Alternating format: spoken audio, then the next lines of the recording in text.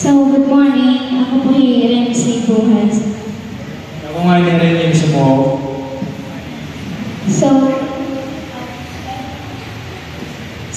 In amon na po, halayo kami kay permida maging bubuhat, schoolworks, and syempre panimalay, damadamot at obligasyon kay asya. Ngayon, kadalasan liwat na katutong kami pagsimelikon, asya nga, nakakalimutan na magsimba, tapos, pero dili nga, dili nga sulit ang binubuhat, dili kami nag-aampo lihap kami, kay nakilala kami yung Ginoo, alam naman na iya, gin-sacrifice sa atin. So, asya.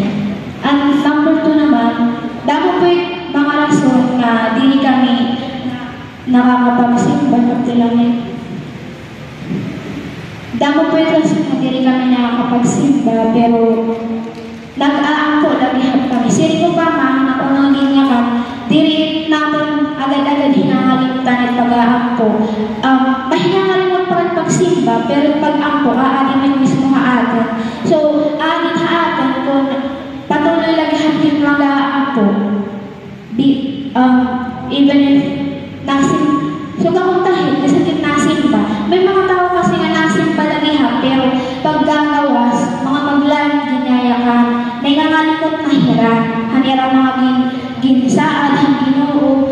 Pero may dalang mga tao nga, dili nasimba, pero in era connection with God, very close. Kasi, bisan kung dili na nasimba, still, ato lang era faith, kan God, nga, bisan ang mga problema, bisan ang mga bagay, kay nagaan po mahirap, na bagat nagiging okay nga tanong lagihan. Pero kay ito sisimba kasi, di may sisimba nga, di ka nasimba, diri ka na maka-Diyos, diri ka nasimba, wala ka na kwan-kan-gan. Kay yung paglaan po, di kailangan pinapakita. Actually, ang tunduhak ni tatay, yung paglaan po, dapat nasa likiting kwarto. At kung maluhod ka or ano lang, bubuhatan ng maging komportable ka, then makikipag-istorya ka lang, ang God, like, parang tawa lang. Bisan kung wala dita o ano lang, parang bagat nahuring ka hangin, pero in presence of Ginoo, kaya ikaw makikiyaada, mararamdaman it. So, actually, mga number 2. So, number 3 na.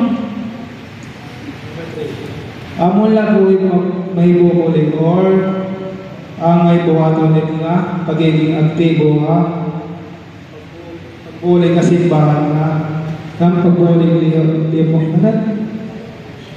liwathin, pag-sharing moral of God. Pag-sharing word of God. So, siya po.